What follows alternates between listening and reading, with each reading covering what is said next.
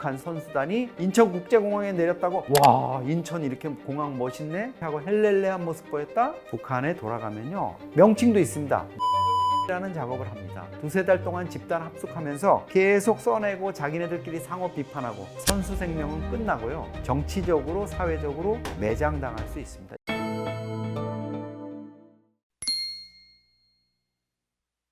1966년 제8회 월드컵이었습니다. 잉글랜드 월드컵이었는데요. 지금으로부터 60년 전의 일이죠. 여기서 정말 놀라운 일이 벌어집니다. 북한이 8강에 진출을 하게 됩니다. 근데 이 8강 진출이라는 게 대단하냐 할 수 있습니다. 한국이 2002년 월드컵 때 4강 진출하고 이랬으니까. 근데 그 당시 시점에서는 아시아 선수들이 이 8강에 진출한 게 처음이었습니다. 근데 이게 보면은 과거에 축구와 관련해 가지고 여러 가지 그 남북한 간의 대결들 이런 것들이 있었지만은 사실 이때는 북한의 실력이 독보적이었고요. 이때 조별리그에서 북한이 소련, 칠레 그리고 2회 우승국인 이탈리아랑 이제 같은 조였는데 이탈리아를 이긴 겁니다. 그것도 전반 42분에 박두익이라고 있습니다. 북한 선수. 지금도 북한에서 전설적인 천리마 축구단이라는 영화까지도 이 외국 감독이 만든 영화예요. 거기에서 이제 그 당시 잉글랜드 월드컵을 재조명할 정도로 이게 국제 스포츠사에 특히 축구, 국제축구연맹 피파가 하는 이 월드컵사에는 아주 진기록으로 기록되고 있는데 유튜브에 보면 그 당시의 영상들이 막 나옵니다. 그래서 이게 미국이 이제 브라질을 격파한 거, 그 다음에 알제리가 서독 격파한 거, 이것과 함께 이제 3대 이변으로 이렇게 기록이 될 정도였습니다. 박두익은 그 당시에 골을 넣으면서 아시아의 진주, 왜 남자 선수인데 진주라고 표현했는지 모르지만 약간 흑진주 이런 느낌인지 모르겠지만 정말 현지에서 뜨거운 반응을 불러일으켰습니다. 그 당시에 북한은 6.25 전쟁의 전범국, 그리고 영국이나 이 서방이 다 6.25 전쟁 관련해 가지고 참전하고 이래 가지고 싸웠잖아요. 그리고 북한이 그때만 해도 테러라든가 대남 침투 이런 것들로 통해서 인식이 안 좋다 보니까 북한을 국가로 또 인정은 안 했잖아요. 북한이 나중에 남북한 동시 유엔 가입이 되면서 어느 정도 그런 자격을 이제 갖춰가는 이런 상황이었지만 그 당시만 해도 대한민국이 한반도의 유일한 합법 정부였죠. 그러다 보니까 잉글랜드 월드컵을 주최하는 영국 쪽에서는 정말 받기 싫었습니다.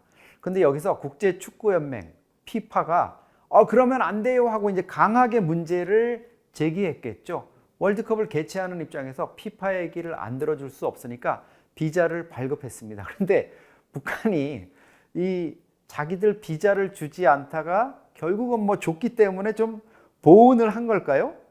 북한이 월드컵 8강전에서 이탈리아를 꺾어버리면서 이게 결국은 개최국은 잉글랜드의 우승에 일조했다 이런 평가가 나왔습니다. 왜 그러냐면요. 이탈리아가 사실 그 직전 대회 2번을 연승을 해서 연패를 했지 않습니까? 우승국이잖아요. 잉글랜드 입장에서는 우리도 축구하는데 이탈리아 쟤들 부담스러운데 이런데 조별리그에서 북한이 이탈리아를 탈락시켜 버렸잖아요. 그러니까 우승이 할 수 있는 어떤 기반을 마련해 준 고마운 북한 이런 상황이 벌어졌었습니다. 김정은 입장에서는 진짜 옛날이야 할겠죠. 여자 축구는 자기가 세계 최강이다. 그리고 한국에 와서도 수원 FC 위민 꺾고 일본 클럽팀을 꺾고 이래서 우승했고 이래서 남조선 적지에 가가지고 우리 조선민주주의인민공화국의 위력을 떨쳤어. 평양에서 막 환영하고 막 웃음이 그냥 막 절로 나오고 이랬는데 북한 축구만 생각하면 정말 한숨이 나올 겁니다.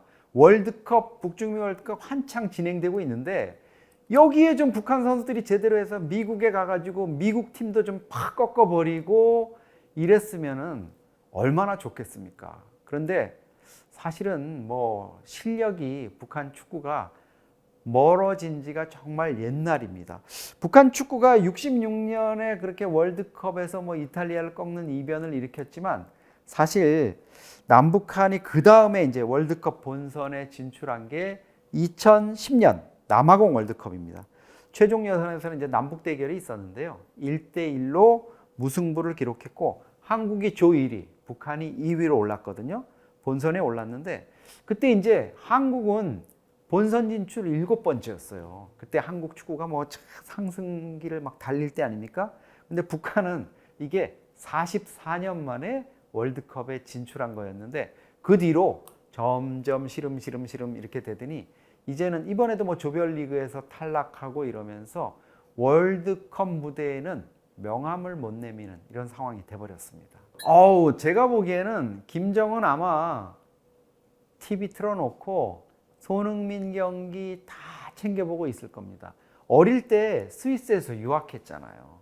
그리고 뭐 물론 농구도 좋아했습니다. 마이클 조던 좋아해가지고 나이키 그 굿즈 모으고 또 데니스 로드만 NBA 전미 프로농구협회의 악동이었던 데니스 로드만 또 자기 친구라고 평양에 불러가지고 막 경기 시키고 또 어디 외딴 섬에 가가지고 정말 환락의 밤을 보내기로 했다 이렇게 로드먼이 나중에 얘기할 정도였는데 축구는 지금 자기 관련해 가지고는 북한 관련해 가지고 뭐 변변한 게 없으니까 지금 아마 잉글리시 프리미어 리그라든가 분데스리가라든가 이런데 빠져 있을 겁니다. 북한이 참 희한한 게 하나 있습니다. 그렇게 서방 스포츠라든가 이런 거 하고 담 쌓고 있는 것 같고 또 저걸 누가 보나 이럴 텐데요.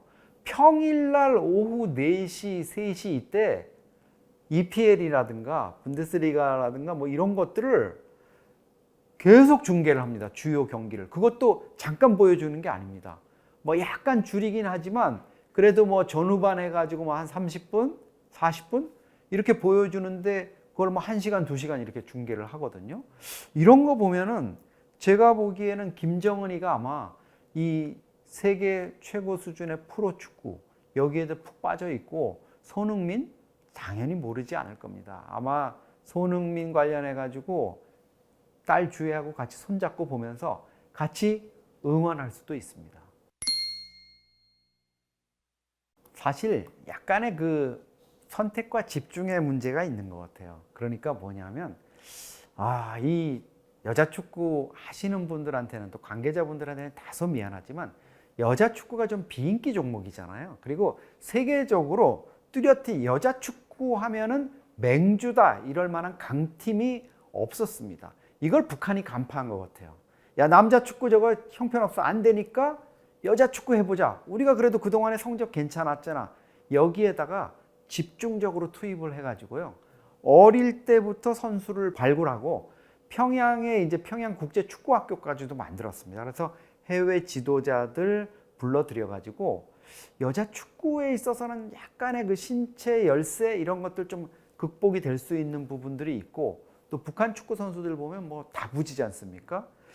그렇게 이제 체력 또 정신력 이런 것들로 해서 북한 내부에 여자 축구 리그전까지 있잖아요. 그렇게 가동을 하면서 많은 이제 기량 향상이 있었고 이번에도 수원 FC가 와가지고 우승했지만 사실 17세 이하 AFC 아시아 축구 연맹 경기에서도 북한 팀이 또 우승을 했습니다. 그러니까 어릴 때부터 발굴을 해가지고 다른 데서는 하지 못하는 체육 분야의 어떤 과학화, 선진화 이런 것들을 한 거라고 볼 수 있고요.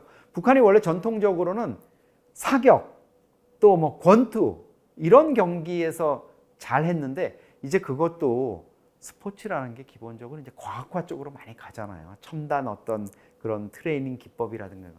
북한이 여기에서 멀어지면서 좀 열세였던 거 여자 축구로 지금 만회를 하고 있습니다. 북한 체제의 어떤 강압적인 분위기 이런 게 스포츠를 짓누른다고 볼 수 있습니다. 여기에서 가장 큰 거는요. 김정은의 대남 적대 정책입니다. 남북 관계가 좋고 이랬을 때는 북한 선수들 오면 일단 웃습니다. 그리고 우리가 응원하고 뭐 환대하면 막 손 흔들고 이러면서 방송사 카메라가 이렇게 들이대도 우리가 같은 민족인데 뭘 못할 게 뭐 있겠습니까? 이러면서 정말 뭐 살갑게 돼요. 근데 이번에 표정 보면 정말 도끼를 품고 왔구나 이런 느낌이죠. 김정은이 2023년 12월부터 대남 적대 정책하면서 어떻게 했습니까? 한국은 제일 주적이다. 그리고 유사시에 평정해라. 타고 올라라 이거예요. 남조선을 적화해라 이거 아닙니까? 그런 상황에서 만약에 북한 선수나 감독이나 선수단이 인천국제공항에 내렸다고 와 인천 이렇게 공항 멋있네? 아니면 버스 타고 가면서 막 커튼 내밀고 밖에 쳐다보고 사람들이 응원한다고 막 이렇게 하고 헬렐레한 모습 보였다? 북한에 돌아가면요 아무리 우승을 하고 본인이 기량이 뛰어난 선수라 그래도 아마 선수 생명은 끝나고요 정치적으로 사회적으로 매장당할 수 있습니다. 이걸 너무 잘 아니까 그리고 북한이 보내기 전에 적어도 2~3달 사전에 철저한 사상교육 시킵니다. 그리고 돌아가도 마찬가지입니다.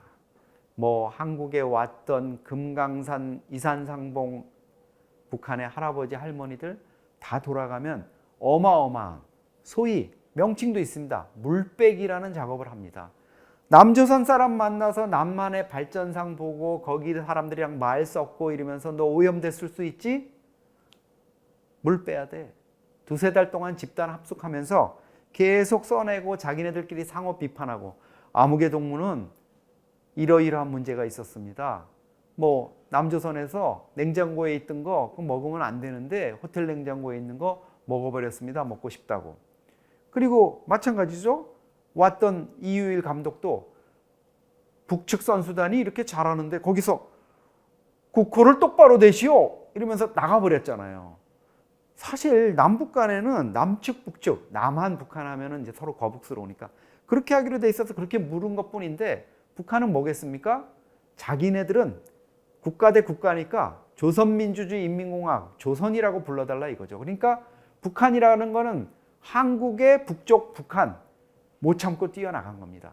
옛날 같으면 북한이라고 해도 답을 했어요 예전에는. 그리고 북측이라 그러면 감지덕지죠. 그런데 사전에 이율 감독 뭐 이런 사람들 대비 안 하고 왔겠습니까? 다 예행 연습하고 남측이 어떻게 물으면 어떻게 답하라는 거 해왔는데 그 어긋나는 상황 이율 입장에서는 왔구나.